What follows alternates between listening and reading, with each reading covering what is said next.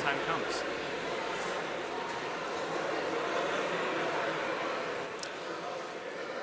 Good evening. Good evening and welcome. Thank you for your patience this evening. My name is Matt Crosman. I direct the Life Worth Living program of the Yale Center for Faith and Culture at Yale Divinity School. Over the past 3 years, my colleagues Miroslav Wolf, Ryan McAnally-Linz, and I have been teaching the Life Worth Living seminar in the Humanities program in Yale College. I'm so glad to see so many of you here with us this evening. We're here this evening to consider the most important question of our lives. What is the good life, the flourishing life? What is a life worth living? This question and the responsibility to answer it are as much irrevocably ours as they are above our pay grade. One student in the Life Worth Living class once remarked to me, "The world's great traditions have been asking and answering this question for 3,000 years, and now I'm supposed to invent my own answer in my spare time, no less? Indeed, to ignore the wisdom of the world's great traditions would be foolish. We do well to avail ourselves of what these traditions have to say to us, and not as merely superficially different instances of some generic religion, nor as a smorgasbord of practices and insights to be selected willy-nilly, but as integrated wholes, each articulating visions of the good life that will in places overlap with one another, but will also at times be irreconcilable." So we're here tonight to consider a vision articulated by one of the world's oldest and most vibrant traditions. We're here to consider a Muslim vision of the life worth living. Whether this is a tradition to which you belong, or whether you are, as I am, a practitioner of another tradition, or perhaps you're someone who does not identify with any particular religious or philosophical tradition, in any case, I hope that each of us will wrestle personally this evening with what it means for us to live lives worth living. And as we do that, I hope you get a taste of what the Life Worth Living program is all about. In our course, Humanities 411, we draw upon a range of philosophical and religious traditions to help students develop habits of reflection that will equip them for the lifelong process of discerning the good life. In all that we do, in our course, our Student Fellows program, and campus events like this one, we aim to facilitate conversation across important and enduring lines of difference on questions of meaning and purpose. I want to take a moment to thank our many co-sponsors for tonight's event, the William H. Pitt Foundation, the Yale Youth Ministry Initiative, the John Templeton Foundation, and most of all, the Yale University Chaplain's Office and the Yale Muslim Student Association. I want to extend a special thanks to Omer Bajwa, Yale's Muslim chaplain, for his tremendous support and partnership in making this evening possible. I should also acknowledge the Humanities program, which houses the course, and we're so grateful for their support in helping us do what we do in the Yale College curriculum. The format for this evening will be rather straightforward. First, our guest of honor, Shaykh Hamza Yusuf, will lay out a Muslim vision of a life worth living. After Shaykh Hamza's remarks, he and Professor Miroslav Wolf will engage in an inter-tradition conversation about the good life, what it is, how we can get access to it, how we can realize it together. To introduce our guest of honor and kick off our evening, I'd like now to turn things over to Mujtaba Wani, a Life Worth Living fellow and alumnus of the course, and current Life Worth Living student, Didem Kaya.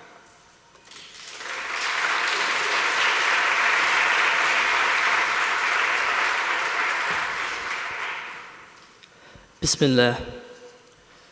Tonight, it is my great honor to introduce Shaykh Hamza Yusuf. He was born Mark Hansen and raised in Northern California, raised a practicing Greek Orthodox Christian. He converted to Islam in 1977. Afterwards, he spent around a decade studying abroad in Algeria, Morocco, the UK, the UAE, and Mauritania. Today, he is the president and co-founder of the first Muslim liberal arts college in the United States, Zaytuna College. He is a leading proponent of classical learning in Islam, and some of his books include Purification of the Heart, Agenda to Change Our Condition, and Content of Our Character. Responding will be Miroslav Wolf, the founder and the director of the Yale Center of Faith and Culture, and Henry Wright Professor of Theology at Yale Divinity School.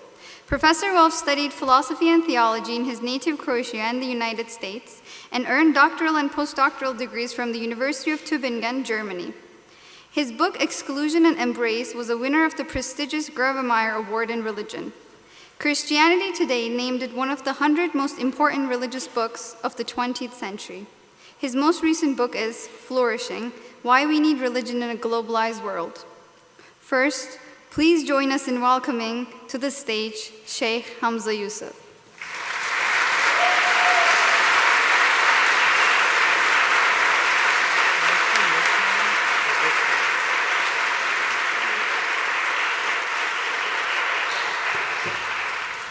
Bismillah ar-Rahman ar-Rahim. In the name of God, the merciful, the compassionate. I want to, since we're in sacred space, I wanted to start out with a recitation of the Quran, which this particular section deals, I think, very cogently with the topic that we're on. So,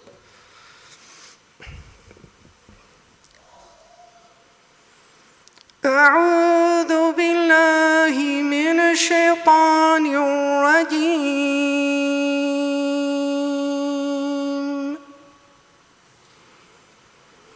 بسم الله الرحمن الرحيم.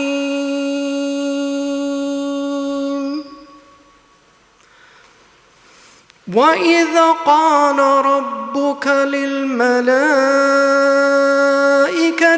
إني جاعل في الأرض خليفة قالوا أتجعل فيها من يفسد فيها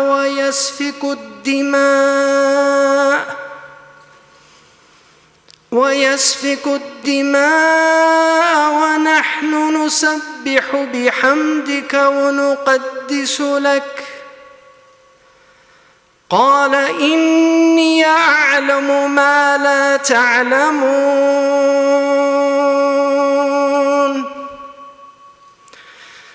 وعلم آدم الأسماء كلها ثم عرضهم على الملائكة فقال أنبئوني بأسماء هؤلاء إن كنتم صادقين قالوا سبحانك لا علم لنا إلا ما علمتنا إنك أنت العليم الحكيم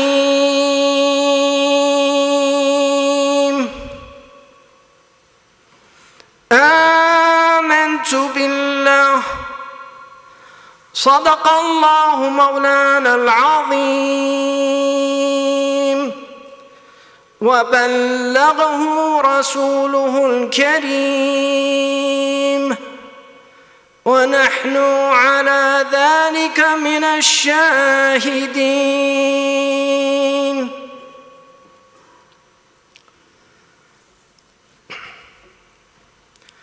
بسم الله الحمد لله والصلاة والسلام على سيدنا محمد وعلى آله وصحبه وسلم تسليما ولا حول ولا قوة إلا بالله العلي العظيم. These verses are taken from the second chapter of the Quran, which is called Surah Al-Baqarah. One of the difficulties for Western people about the Quran is that in some ways it's a non-linear book. This is probably in some ways worst articulated by Thomas Carlyle when he did his famous lecture series in the United Kingdom on heroes and hero worship. And quite scandalously, he used the Prophet Muhammad as a prophetic hero, which caused great consternation to the Anglican bishops.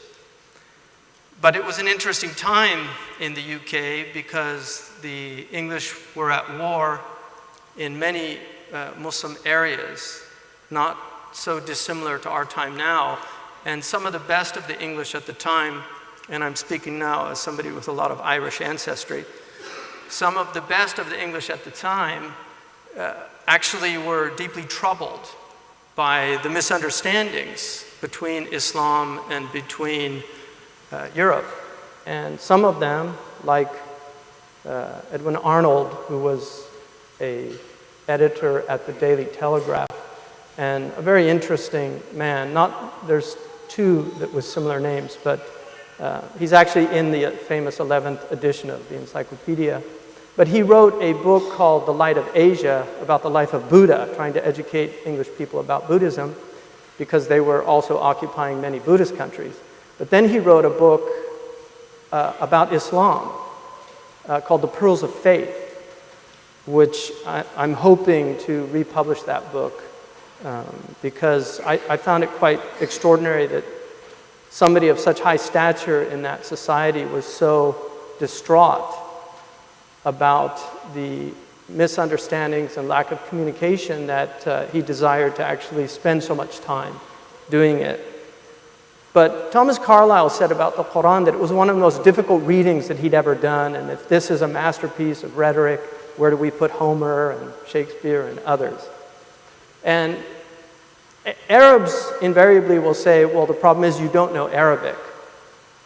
And to a large extent, as somebody who spent a great deal of time learning an incredibly difficult language, I would definitely concur with that statement.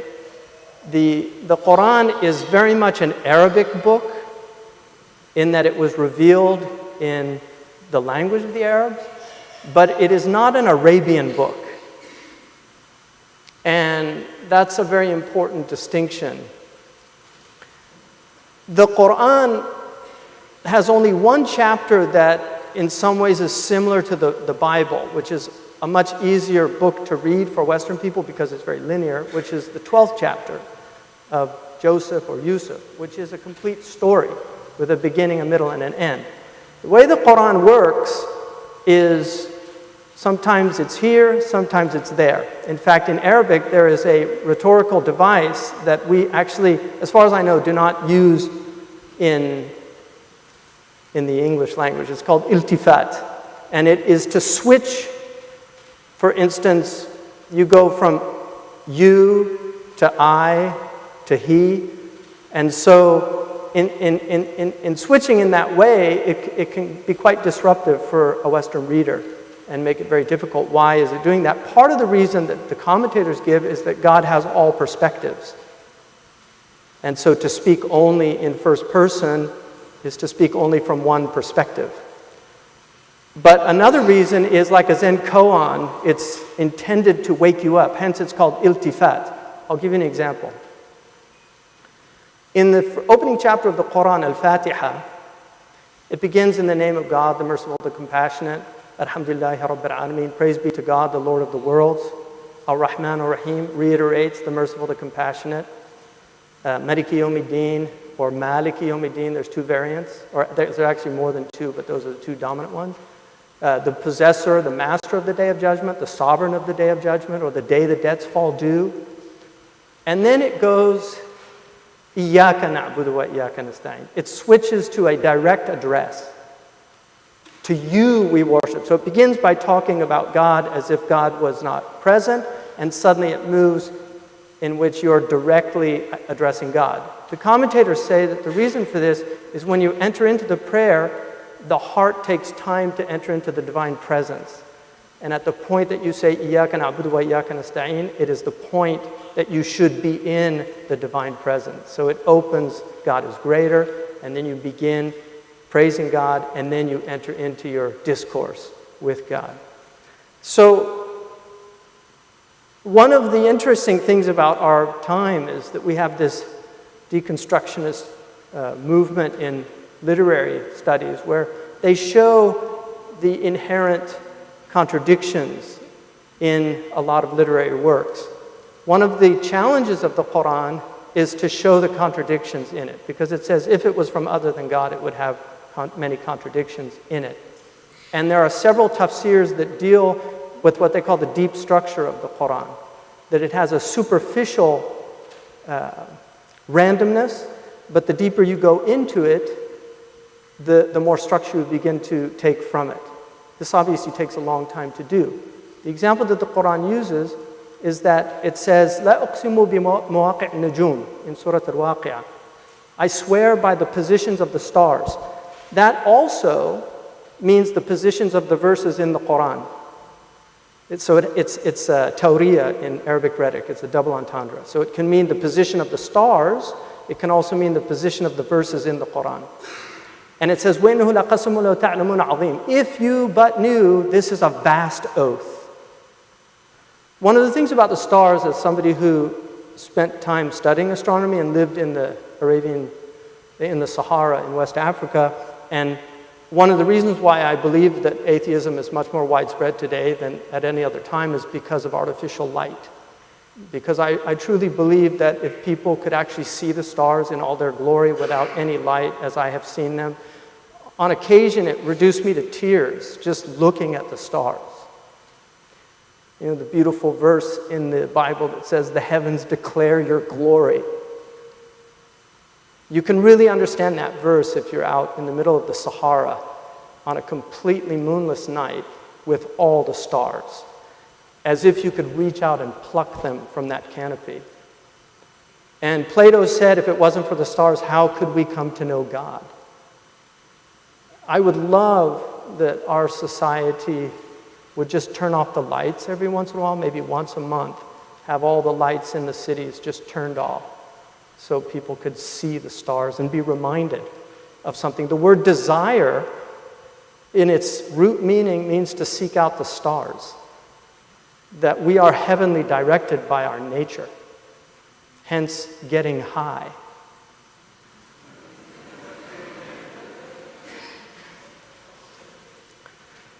This verse says that your Lord, and here your is in the singular to the Prophet Muhammad, your Lord said to the angels, and I'm not going to go into the literal and figurative debates in between fundamentalists and between traditionalists, because these debates are endless. But what it says literally is your Lord said to the angels, I am placing in the earth a caliph, a khalifa.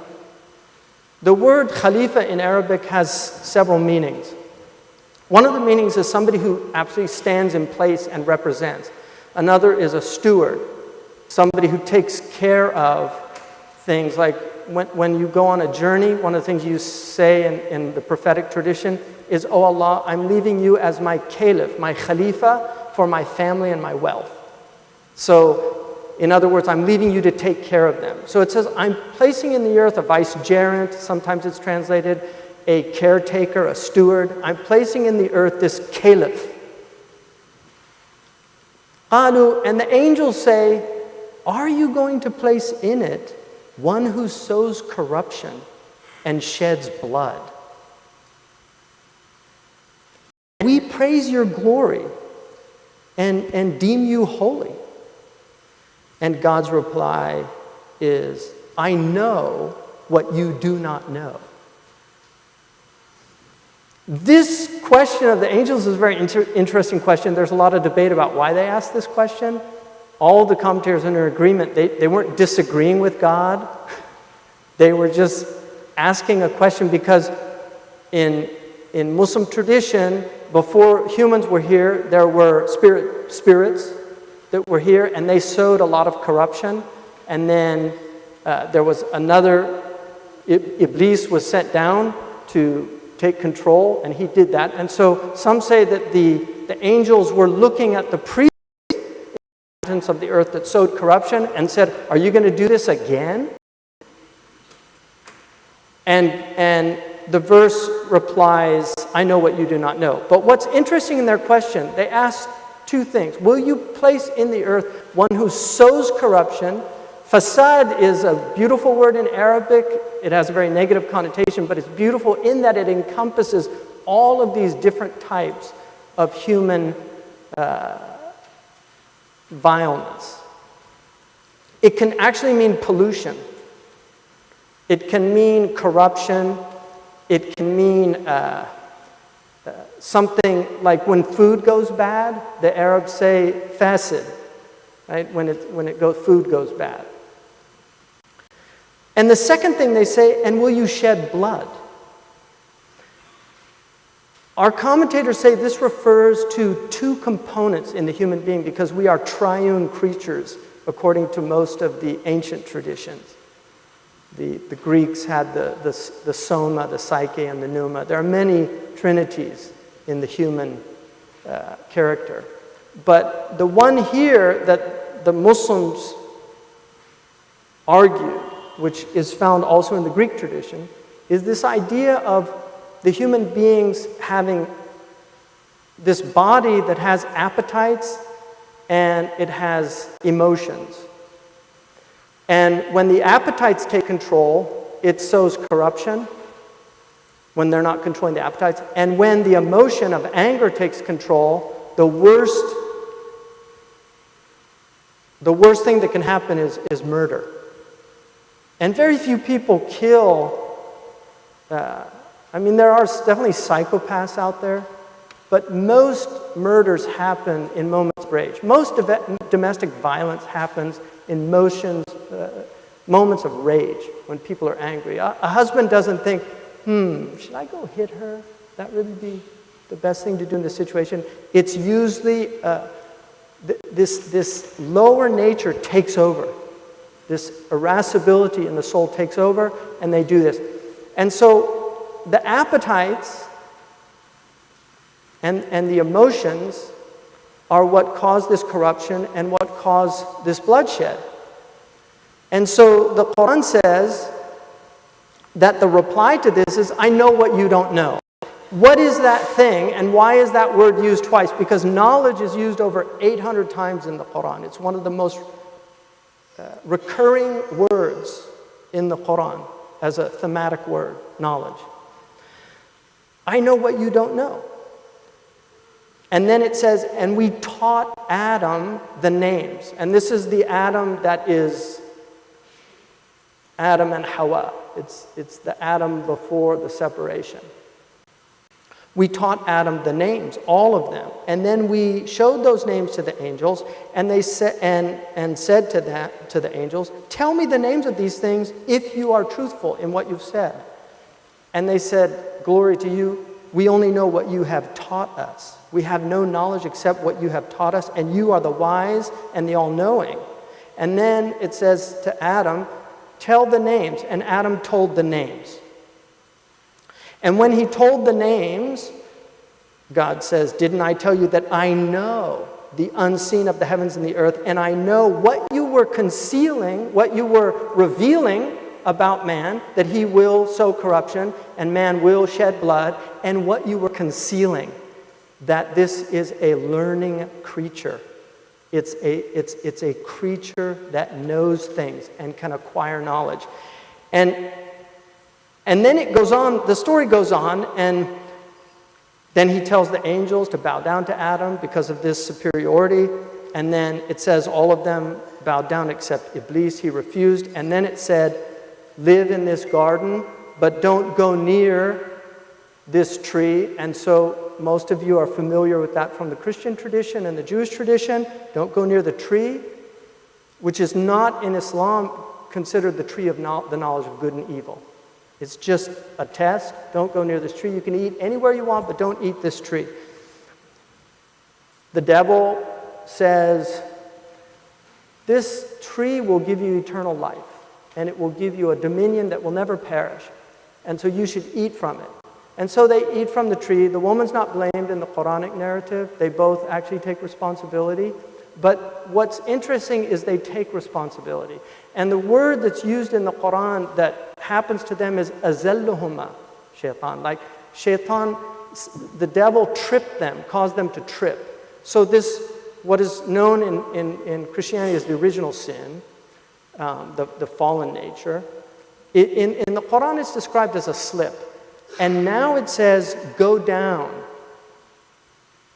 one of you an enemy to the other. In other words, the devil an enemy to man, go down to the earth for a time. And guidance will come. Whoever follows that guidance, I will bless him. And if you don't, then be forewarned. And so this is the narrative in the Quran of the human condition. That the human being has this nature that has knowledge, so the ability to reason, the ability to acquire knowledge, but it also has these two other components, these emotions that get the best of us, and these appetites that sometimes overwhelm us. And obviously, the two dominant ones are lust and the appetite for food. Hence, Imam al-Ghazali, in his famous work called Reviving the Sciences of Islam, Imam al-Ghazali says, he has a book called Breaking the Two Desires. Breaking the two desires. The desire of the stomach and the desire of the genitals. Because this is the source that if one can control these two elements in our nature, that we can live without sowing corruption and without shedding blood. But if we allow these two aspects of our nature to take over, we lose this ability. And according to the Quranic narrative, the way this is done is acquiring knowledge. And this is why the great Orientalist Franz Rosenthal, who wrote a wonderful book called Knowledge Triumphant. He also translated Ibn Khaldun's extraordinary work, the Muqaddimah. Franz Rosenthal said, I know of no other civilization, and this is a world-class historian. He said, I know of no other civilization in human history that put the acquisition, the development, and the transmission of knowledge at the very center of their purpose. That this was the ethos of Islamic civilization. And this is why knowledge, particularly knowledge of language, although they had a great interest in the quantitative sciences of mathematics. Obviously, we know algebra from al-jabr or taqabul, which is jabr is fixing broken things. And so algebra is that. Gibberish comes from Jabir bin Hayyan, because some of the medievals found his work so difficult they called it gibberish. The central study of Muslim civilization was the language arts.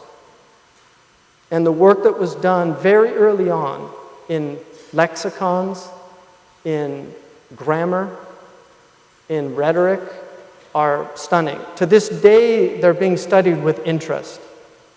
And there's actually a PhD dissertation that a Palestinian wrote, arguing that a lot of Noam Chomsky's best ideas came out of Kufan and Basran grammarians from the 3rd and 4th century. Whether that's true or not is for the academics to work out. Great minds do think alike. Fools seldom differ. But great minds do think alike. So sometimes people just have the same insights. Leibniz and Newton apparently discovered calculus at about the same time, which is quite extraordinary, but things do happen like that in the world. So the acquisition of knowledge becomes really at the center of the Islamic tradition. The very first word that is revealed in the Quran is Iqra, Bismi Rabbika alladhi khalaq. Read in the name of your Lord. Read. Iqra. This is why there's a wonderful book that was written about the love of libraries and the fact that in many Muslim countries, the most prized possession in the house was the library. Often people showed their libraries off. Sevilla in Spain, and I lived in Spain, and Seville is known as a party town. Seville was also known as a party town 1,000 years ago.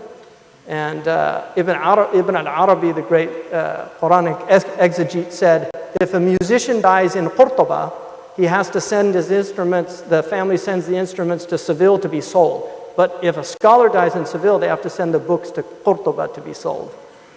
So, but this really was at the center of Islamic civilization. Now, the Prophet Muhammad said, be a scholar, be a student of knowledge, be a helper of the two, or be a lover of those. But don't be, Abdul Aziz ibn Umar added something to that. He said, don't be the fifth one and perish. And so the commentators say that the Prophet left that door open. That if you were not somebody who was actively seeking knowledge and acquiring it, at least be somebody facilitating that, like the wonderful people that built Yale University, right? Because it wouldn't be here without those people that give their money to support that. Or be, at least if you can't afford to help them, love them. I'll give you an example. One of the greatest scholars in the history of Islam is Abu Hamid al-Ghazali. Abu Hamid was born in a poor family. His father was a wool carder. His father loved the scholars, and his great prayer was that God would make his sons scholars. He died, and the sons were left orphaned.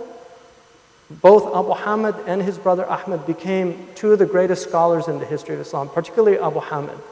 And this was something, like every Irish family gave at least one of their children to the priesthood. Every Muslim family wanted, or to the nunnery. Every Muslim family wanted at least one of their children to be a scholar. This was so deeply rooted in the Islamic ethos. So it really saw the pursuit and love of knowledge as at the root of the human condition. Now, having said that, some of the most beautiful human beings that I have ever met, and this is a true story. I was in West Africa, and it was a very dark night. Our car got stuck in mud in the middle of the Sahara, literally. And we walked a ways because somebody had told us that there's an encampment in this certain area. We found a Bedouin who was a sheep herder, illiterate. He was so happy. And he was the only person out there with his goats and sheep. He was so happy to see us. He went, he slaughtered a goat, he fed us. It was an extremely windy night with a lot of rain. When we woke up, he had stayed the whole night holding the centerpiece of the tent to make sure that it didn't collapse on us. That was his hospitality, because we were his guests. And the Prophet said, whoever believes in God on the last day, let him honor the guest. And that was, somebody who was with me from England could not believe it. This man had actually deprived himself of sleep in order to ensure that we slept. Some of the best people that I have met in this world have been illiterate, simple believers. And that's the truth. And I have absolutely no contempt for those people at all. What I see is that some people are facilitated to learn. The circumstances are ripe for them to learn, and other people are deprived of that.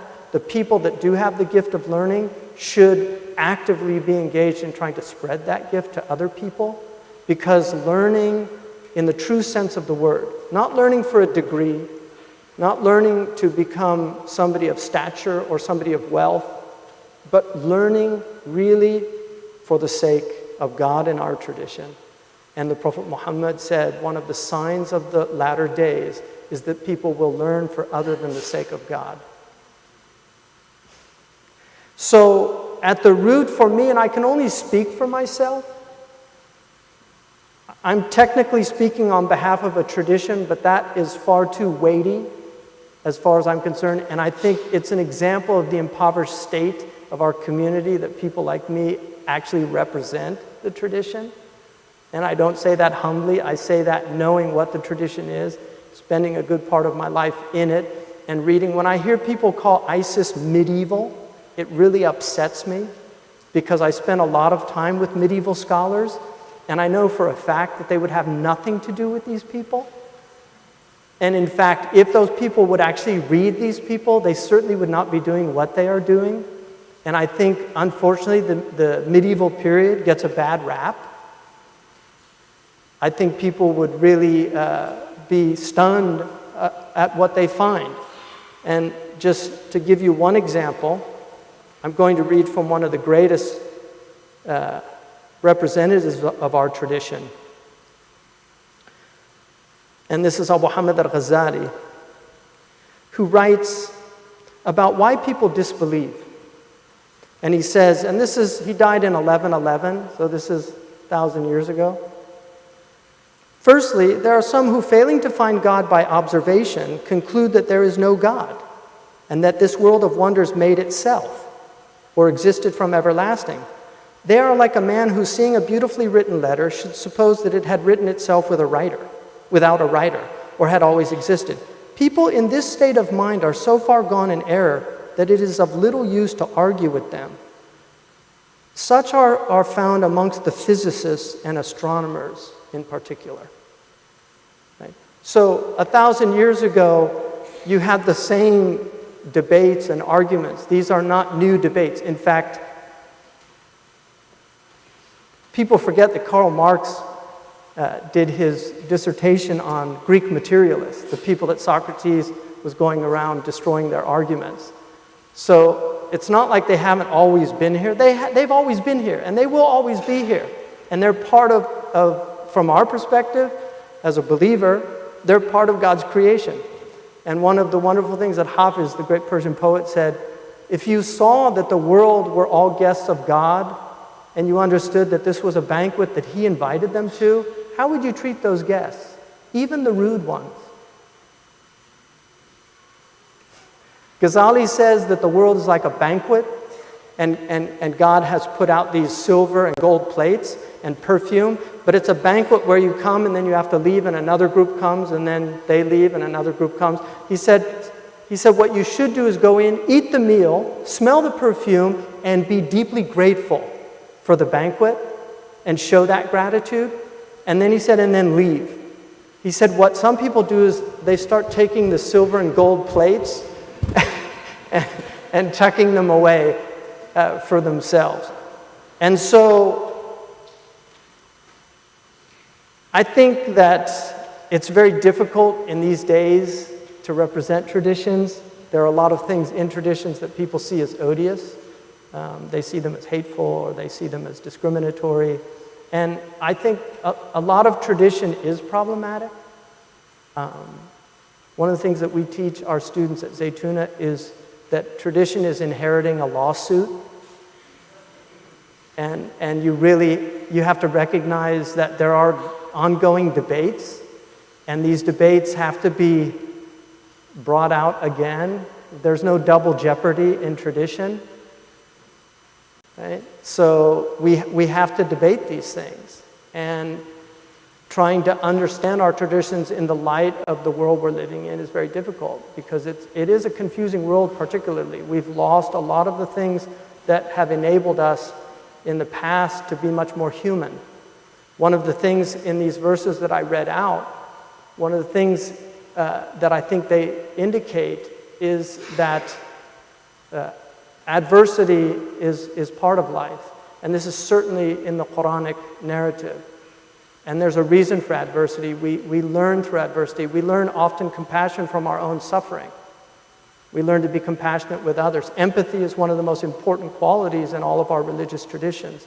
And to be empathic to be an empath is actually quite difficult in this world. There are people that suffer greatly because they so much feel the pain of other people and have very difficult times. And then we also have sociopaths, and they're very real. And these people, it's estimated, I read one book, The Sociopath Next Door, that estimated that about 1 out of 20 people in the United States is sociopathic.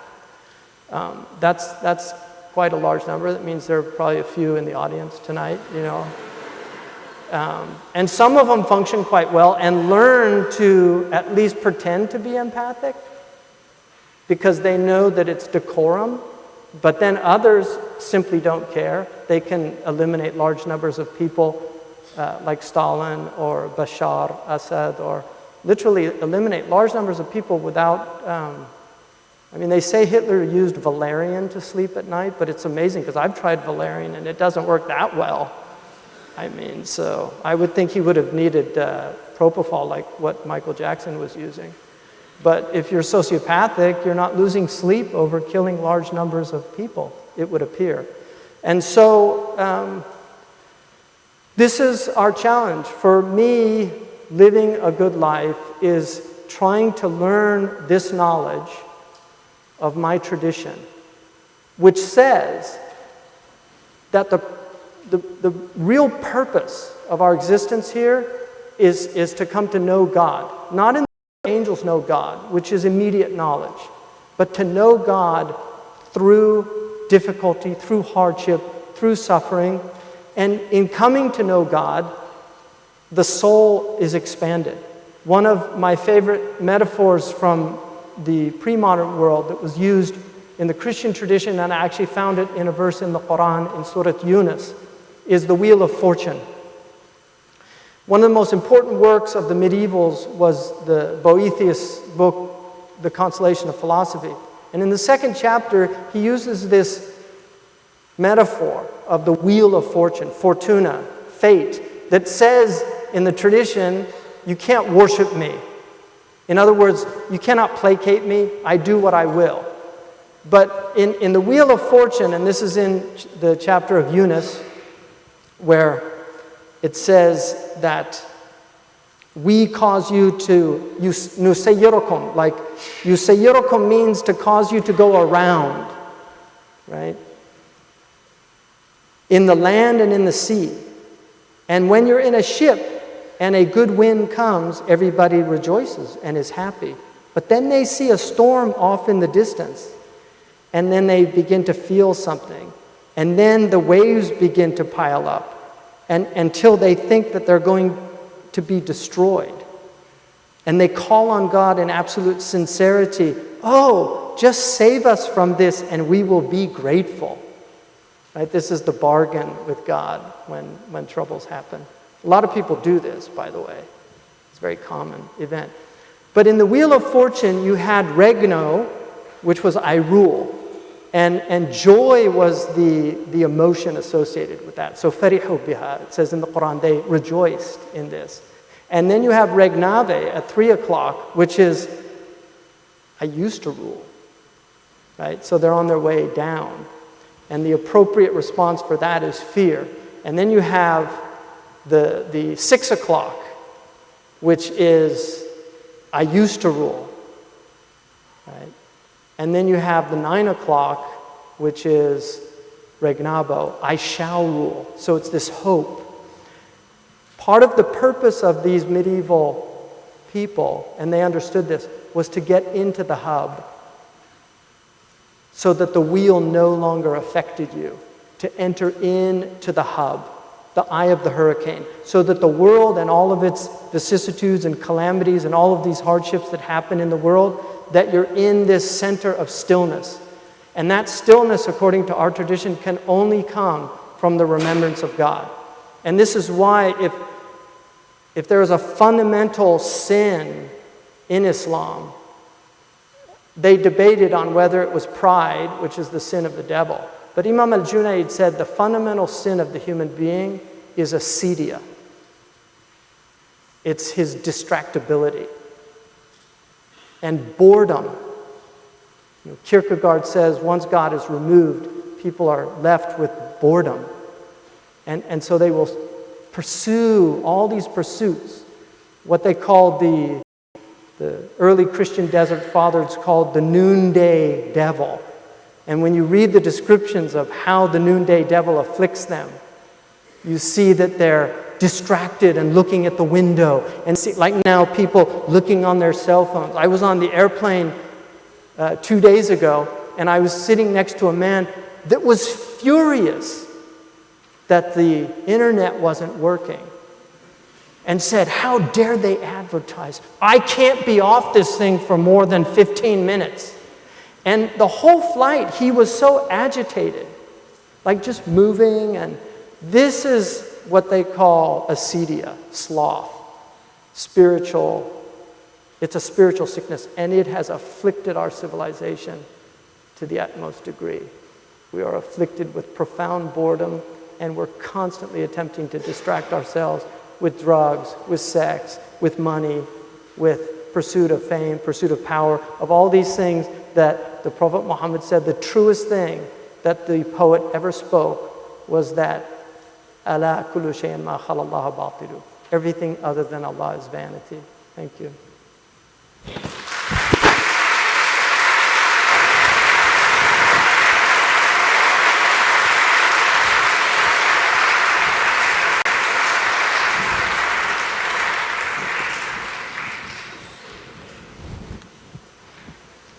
I hope that wasn't too long. Thank you so much.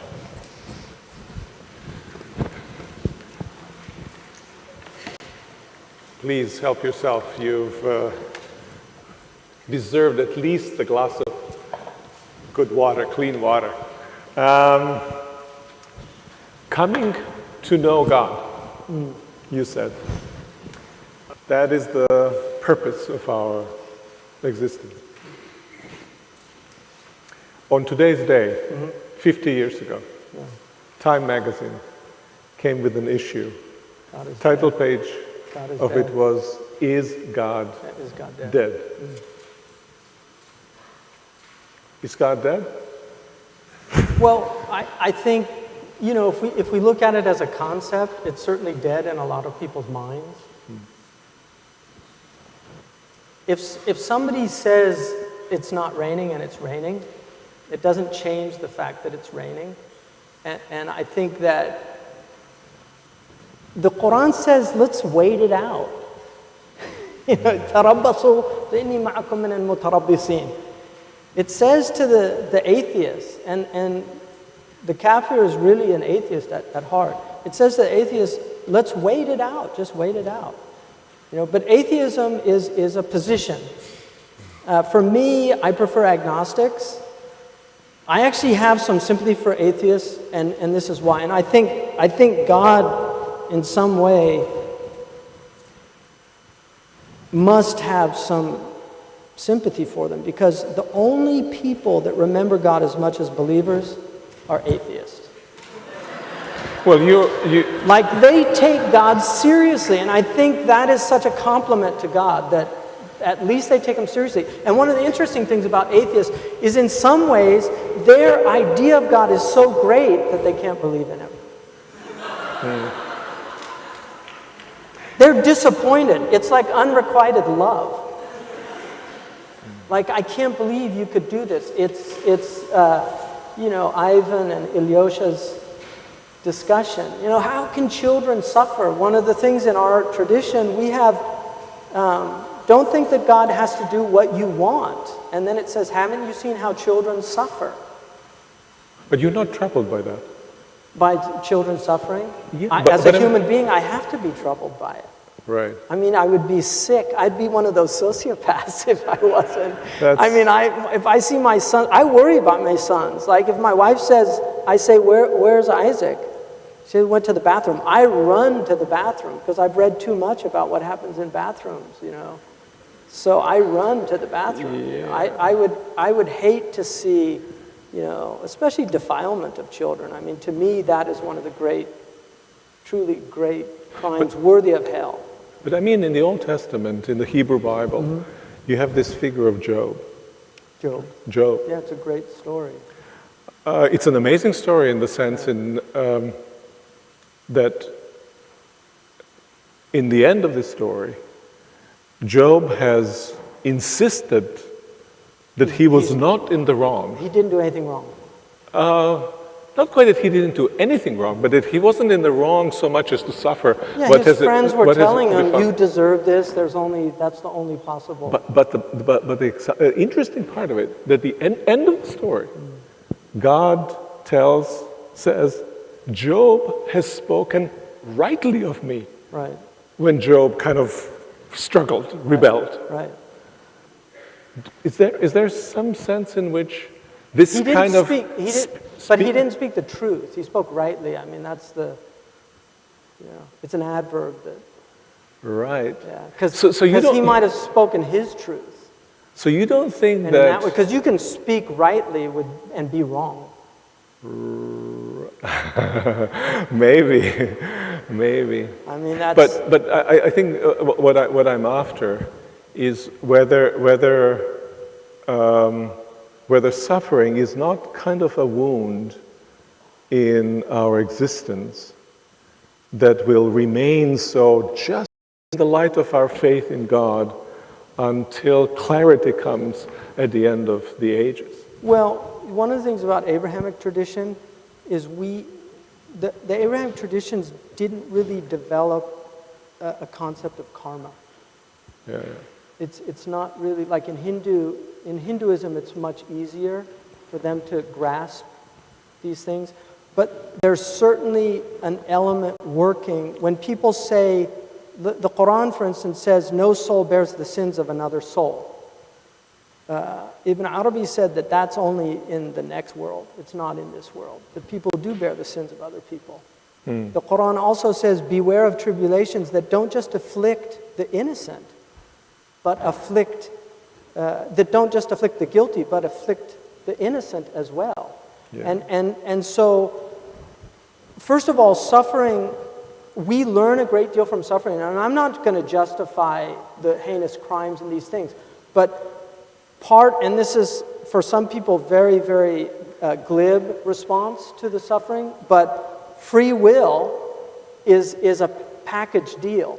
You know, there's people that say, oh, why didn't God smite that person who was going to shoot those children at Sandy Hook Elementary School? Well, why didn't he break your hand when you were cheating on your tax returns? You know, why didn't your tongue suddenly be paralyzed when you were telling those horrible lies to your wife?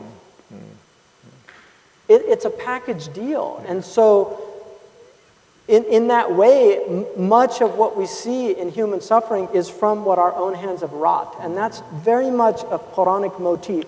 And this is why Muslims historically were not as troubled. Now you can say, well, what about the children? They didn't deserve to do that. We're the caretakers of the children. And that's again free will. We are the caretakers. So when the atheist says, where's God in all this? Our response is, where are God's people? Yeah. And in some ways, I mean... Like, we have moral responsibility. I guess I would say, I think we are on the same page here. I would say in some ways that, that there is kind of a push, even in the heart of a theist. It's a struggle with God for God, rather than, so to say, struggle against God. But I think you said something which I thought very, very interesting, namely that an atheist is closer to God in denying God than the person who is indifferent. I've never met an atheist that can't start talking about God within the first couple minutes of a conversation. And that's a relationship, right? And they're taking God seriously. And it's all these so-called believers that don't, you know, God's just an errand boy. You know, like fulfilling my desires, you know. And a lot of people lose their faith. I mean, you know, there's a 60s song that said, you say you lost your faith, you know it's not like that. You had no faith to begin with, and you know it. Yeah. You know, I mean, I struggle with that concept of losing faith, personally. And I've met people that have lost their faith. Yeah. I mean, for me, and I don't know if this is, you know, atheists consider this some kind of disease in our brains. But for me, to deny God is just, it's something I cannot imagine. And the way I look at it is, He created us, God, and I apologize for the gender usage. Some people take offense to that, but the Quran uses that, whereas our understanding of God is absolutely genderless. We don't believe in any gender. But God, we are the dominion of God. And I remember one of my teachers was paralyzed. And I'll never forget this. I was about 19. I was in the United Arab Emirates, and I was studying Arabic. And he was a beautiful man from Mosul, from Iraq, Abdurrahman Sanjari. And we went to see him because he'd had a stroke. And this was like, he'd just gotten home from the hospital, half his body was paralyzed, and I remember him literally saying, Subhanallah, glory to God. Look at that. I could move that yesterday, and I can't move it today. And it was not contrived. He was in a type of witnessing that was really powerful because we could all feel it. Like he was marveling at what had been done to him. And that's why you would say that Job did not speak truthfully. The truthful speech about God would be a marvel over what one has suffered. Is that right? You've studied Islam pretty well, so we have big debates about attributing certain things to prophets. I mean, the Old Testament has things that historically Muslim theologians and the Quran rejects. So it's a little more... But if you do like Job did, you can be speaking rightly about, you can be speaking truthfully about God. Well, I mean, like Yunus in the Quran and also in the Bible, but Yunus takes responsibility and says, Subhanaka inni kuntu min al-zalimin. I was a wrongdoer. Even though and this is the position for us, is always to go back to ourselves. The reason that Adam was given the caliphate and Iblis was not is because Iblis blames God. The devil blames God and says, you led me astray, you did this to me. And Adam says, I made a mistake. And he takes he doesn't blame.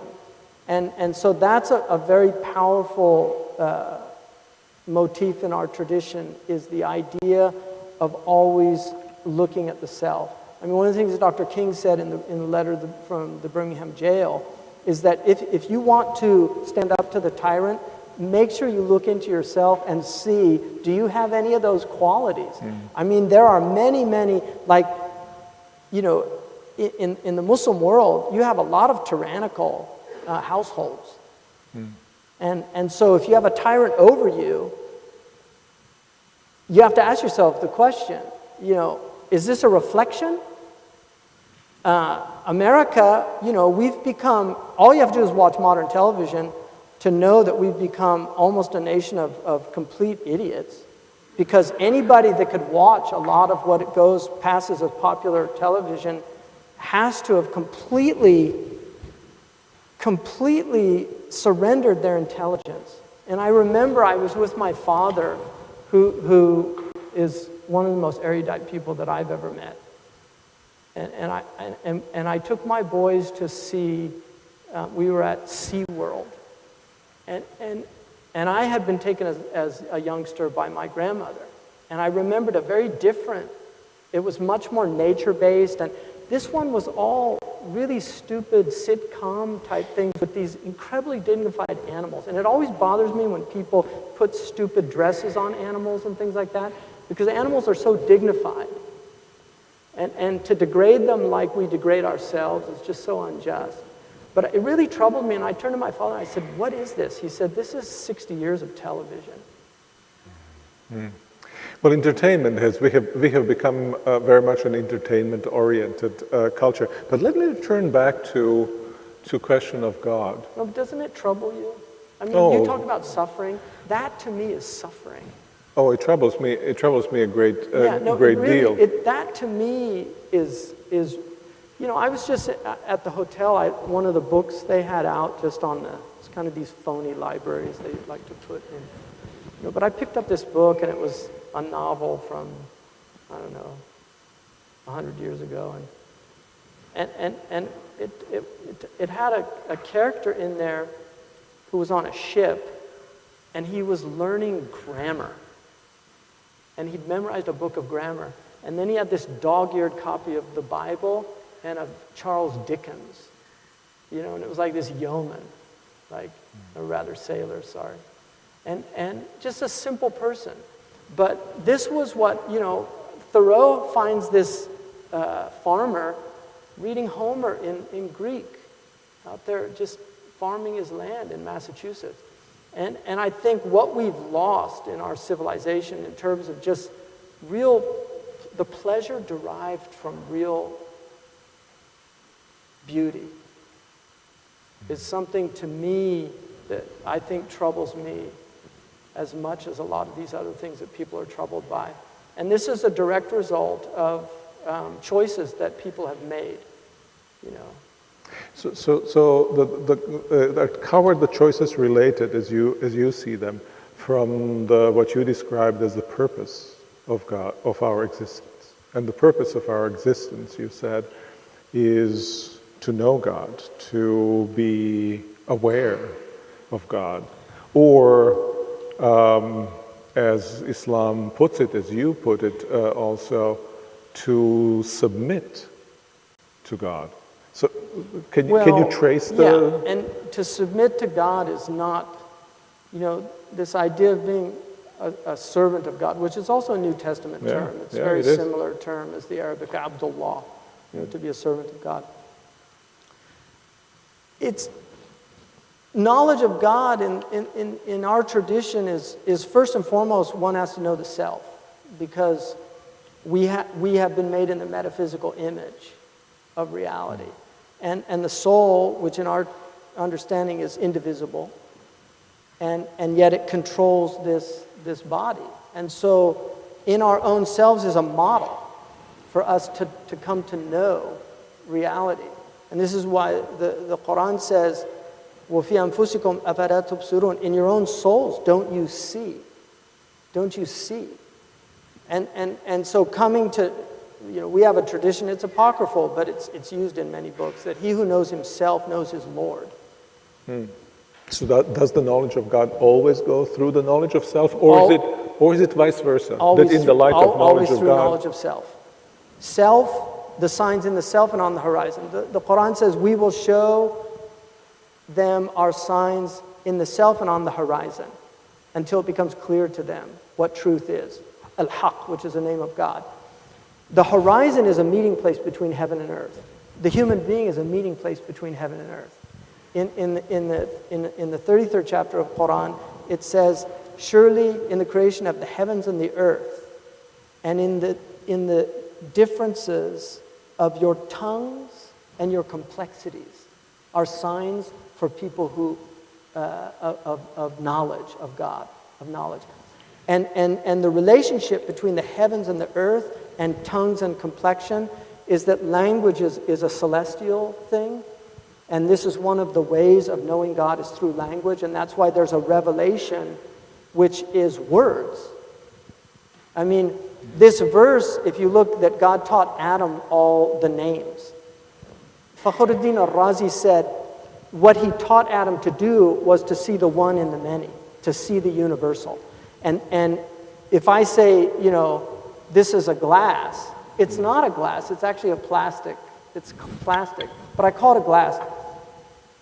It doesn't matter if I ask you to bring me a glass, it doesn't matter what type of glass you bring me, because you have the concept, the one in the many. And to see the one behind the many is one of the reasons why we've been given this gift of seeing the universal in the particular.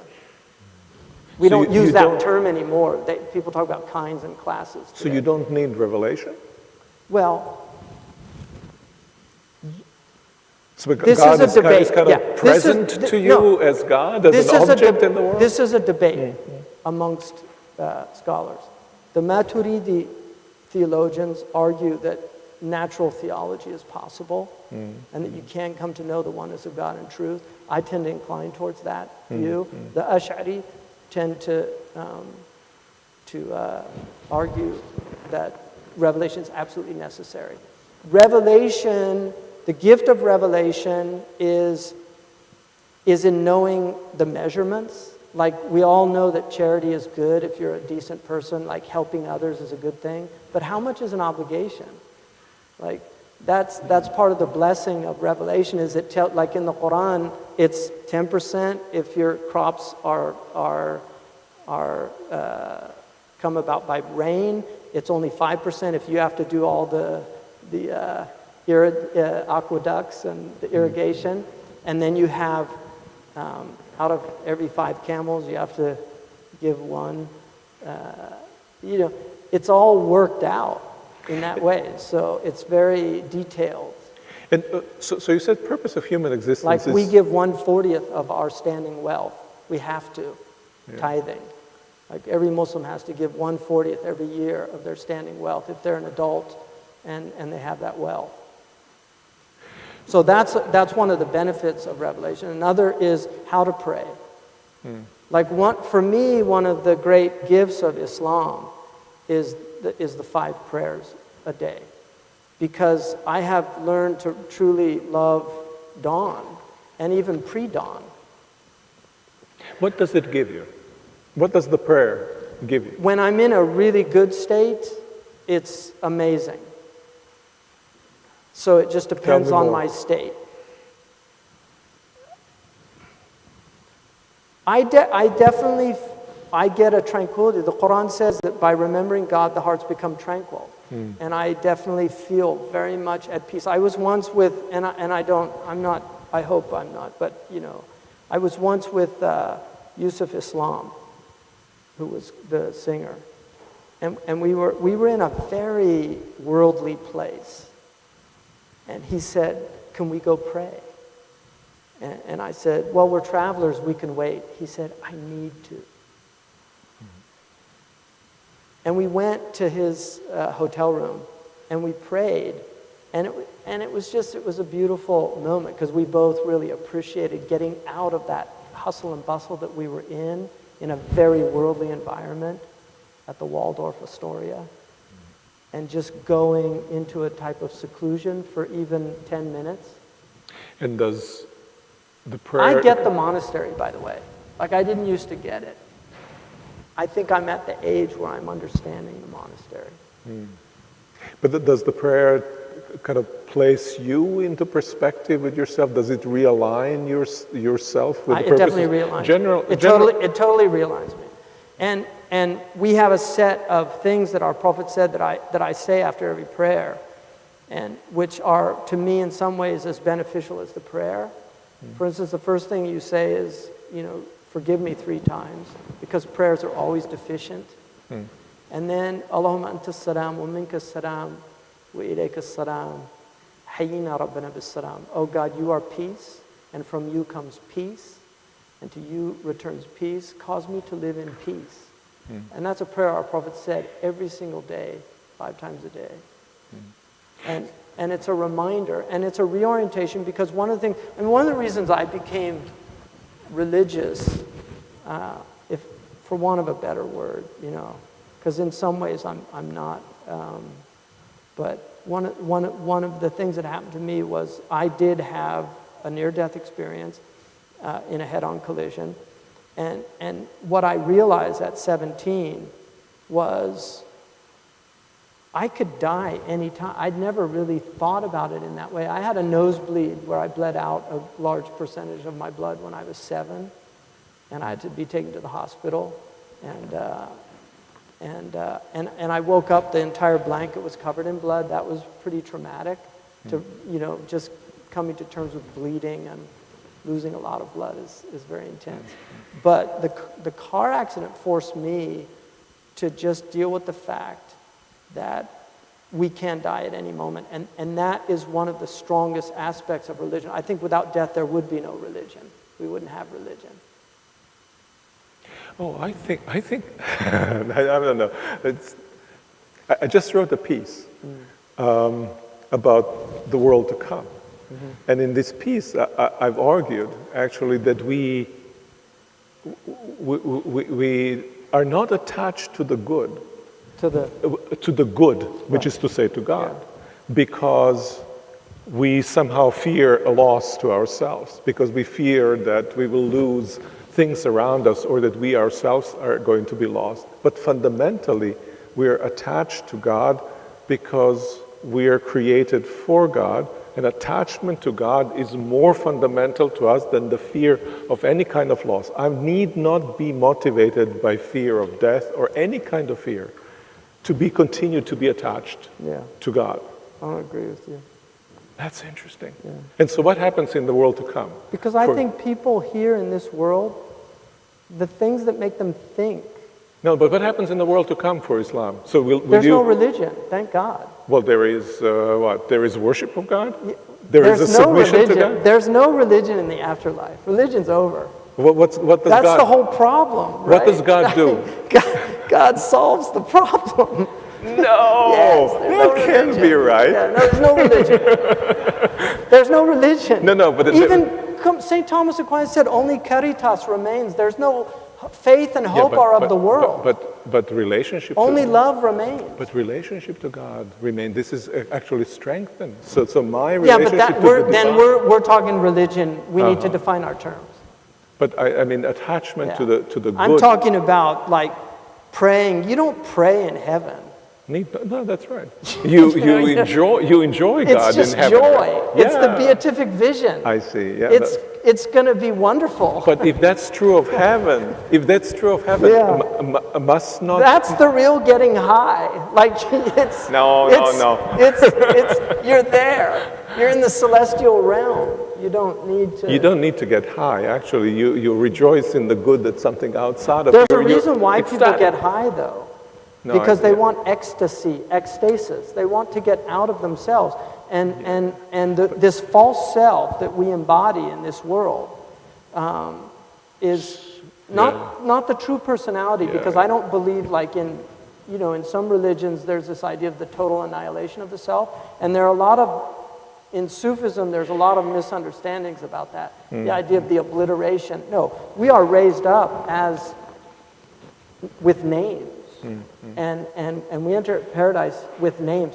And on the day of judgment, the Prophet said people are called by their name and the name of their mother, not their father, to veil the bastard children, children that didn't have any. And I know that might be a politically incorrect term, but it's an old English word. Back to our little dispute, friendly dispute that you and I had. I think that we are attracted even here in this world to God, not only through fear, but also through joy we find God. I agree, but don't forget, as well fear as of God is the beginning of wisdom. It's the beginning. Well, we come to fear God in joy, meaning to have awe before God, to discover the beauty of God. That's fine, in the midst but of, I really think that is a very rarefied. I don't think it's real in terms of what's on the ground of just human beings. I think human beings, I think fear is a very important, there's a reason why, you see these hypocrites on the road, and I've been one of them. They're speeding along, and then they see the cop, and suddenly they slow down. And I have this friend who was speeding along, and he saw the cop, and he didn't slow down. The cop pulled him over. He said, "Why didn't you slow down?" He said, "I didn't want to be a hypocrite," and he let him go. Honesty is a wonderful thing. Why are we so afraid of authority? I mean, these are fitra. This is what our tradition calls fitra. It's something about primordial nature. It's in our nature. Children fear punishment. There's a reason why they do that. A lot of children obey, and it's childish, undeniably. But most of us move spiritually. In Sufism, they call a spiritually immature person a walad, a child, even if you're 80 years old. Yeah. Like Imam al-Ghazali wrote a book, "O You Child," and he wrote it to a man well into his 40s because he was spiritually immature. And so a lot of us are spiritual children, and that is what works with children, is hope for the reward and fear for the punishment. But that's not the goal the goal in our tradition is to be free. I mean, Rabi al-Adawiyya said, if I'm worshiping you for the fire, throw me into the fire. And if I'm worshiping you for the garden, deny me the garden. She said, let me worship you only as you. Yeah. But you mentioned children, and I think that's a very important analogy.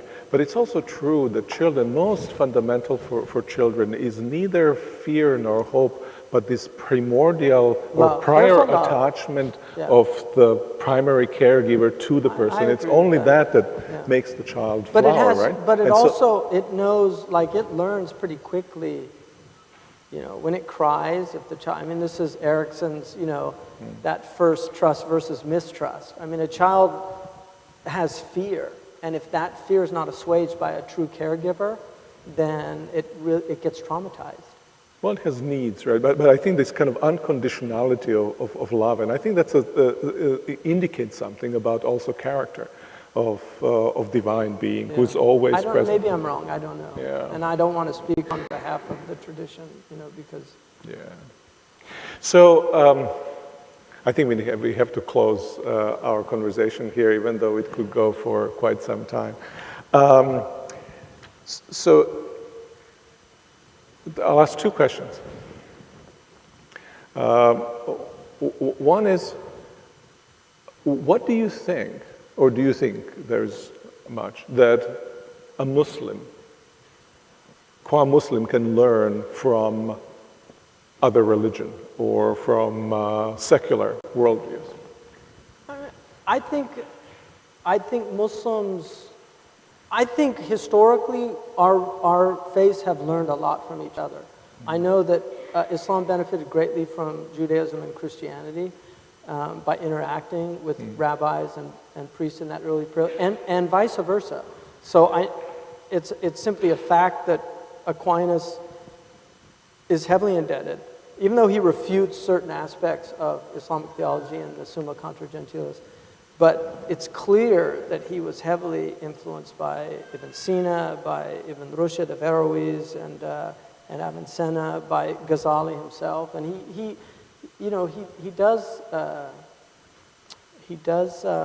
name his sources. It's But do not you think contemporary Muslims have something to learn from Thomas Aquinas? I've learned a lot from Aquinas personally. I mean, I've spent a lot of time in Catholic tradition. I've benefited greatly from Catholic tradition. I love Catholic tradition. I think it's a very rich, especially the ethical tradition in Catholicism. I mean, I really feel like Muslims are so far behind in ethics now. And part of it is because the ethical tradition has been destroyed in a lot of ways. I think the Iranians still have a strong ethical tradition in Persia, but the Sunni Muslims, by and large, their ethics is very, very... it doesn't have... I mean, I'll give you an example. I do not believe that any medieval scholar would have ever justified suicide bombing. I do not believe that any of them would have concluded that this is actually permissible by Islam.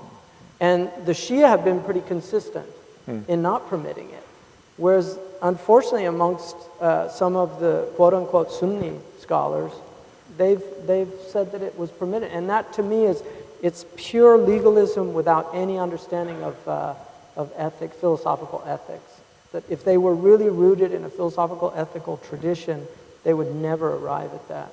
And a lot of what's happened, I blame the so-called scholars, because our tradition has fallen on hard times. I'm not going to deny that. And that's part of the reason, like I said, why I'm here, is it's fallen on hard times.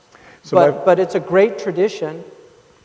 It can benefit from other traditions, especially in the modern period, because Christianity has grappled with things. Judaism has grappled with things. I mean, Judaism was forced to live for long periods of time as minorities, oppressed minorities, in societies that were very, very vehemently against them. And yet they survived. I mean, they lost a great deal. I think the Holocaust was a devastating blow to Judaism, but the Jewish tradition is still a very vibrant intellectual tradition. And I think there's still, you're an example of that. I think there are still world-class theologians in the Christian tradition and ethicists that are working at a high level. And part of the reason why I started that college was in the hopes of inspiring some young people to take that route and help to restore our tradition. Because we have, I believe, as somebody who I think knows Western tradition, I'm not a master of it by any stretch, but I'm familiar with it. And I know Muslim tradition much better, I think, because I've just really immersed myself in it for 30 years. My father, who knows Aquinas very well, read a great deal of Ghazali and said to me, I don't think the West ever produced a Ghazali. So that's a nice lead-in into my next question. I want to invert my first question and ask you, if you were to name one thing that I, as a Christian, or those of us who are Christians, or those of us who belong to other religious traditions, need to learn from Islam, what would that one thing be? It's kind of one thing is needful. There's a line Really? from the biblical tradition. What would that be from Islam? Toynbee said that the two great things the West could learn from Islam was the brotherhood, because he felt that the West had failed to acknowledge the human family, that there's still a great deal of racism. And I believe still our culture has a great deal of racism. Notwithstanding Obama, there's a lot of good people there trying to overcome racism. One of the things that's deeply troubling me, and I was talking to it with somebody just a few minutes ago, one of the things that's deeply troubling with me, the first time in world history you have a civilization that is really attempting to overcome racism. The anti-discriminatory laws are unprecedented in human history. And so it's so troubling that there's so much tension right now. And one of the things that I like to tell my students is that there are two types of morality. There's morality based on nouns and adjectives, and there's morality based on verbs and adverbs. And true morality is deeply rooted in verbs and adverbs. And I'll give you an example. If a policeman kills a black man, if you're in nouns and adjectives, there are people that automatically assume that the policeman was in the right, and there are people that automatically assume that the black man was in the right, it was wrong. Or if a Palestinian does something to a Jew, or a Jew to a Palestinian, there's people that their morality is based on nouns and adjectives, and that's what determines their morality. Real morality has to be rooted in verbs and adverbs. The operative word is so-and-so killed, so-and-so killed is the operative word, and then the adverb comes in, either an adverbial phrase like in self-defense or justifiably.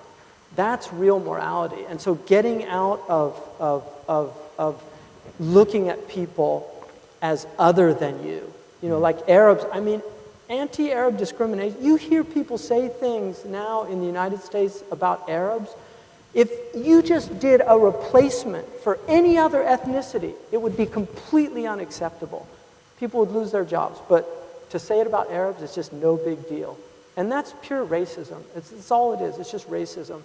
And it's not to say that Muslims have not been victims of tribalism and racism. There has been. But one of the beauties of Islam, and I've seen this all over the Muslim world, is that they would never not eat or be friends with somebody because of the color of their skin. They might not marry their daughter because the tribe or something like that. That definitely happens. Or he's a Baluchi and they're a Punjabi. You know, like the Patels always have to marry Patels. You know, things like that. That happens. But I truly witnessed in many Muslim countries, you know, a real just, you know, I have a Libyan friend who told me that he thought Farah Khan was right. This was after 9/11. I said, why would you say that? He said, no, you know, white people are the devils. I said, why would you say that? He was joking, you know, but he said, because I found out that I wasn't white. Because Arabs think of themselves as white, you know. I mean, the West African Mauritanians call themselves Baydan, which means white people. Even though they could be like, sure, very dark, but they still consider themselves white. So I feel racism is a major thing. And it's not about color. The Irish have been racially objectified for centuries by the Anglo-Saxon. And they're as white as the moon. So it's not necessarily about color. But there is a hadith, and this directly speaks to this. The Prophet said that God does not look at your colors. لا ينظر إلى صوركم. He doesn't look at your forms, but he looks at your hearts and your actions. He doesn't look at your bodies or your forms, but he looks at your hearts and your actions. And to me, you could reinterpret that to say he does not look at your adjectives and your nouns, but he looks at your verbs and your adverbs. Martin Luther King said something quite similar, if I recall. Thank you very much for this conversation and for this last call for radical equality.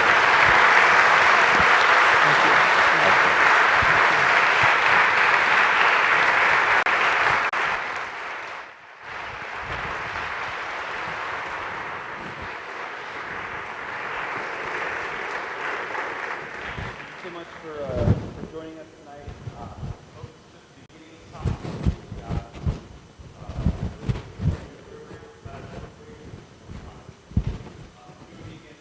Thanks a lot. Thank you. Thank you.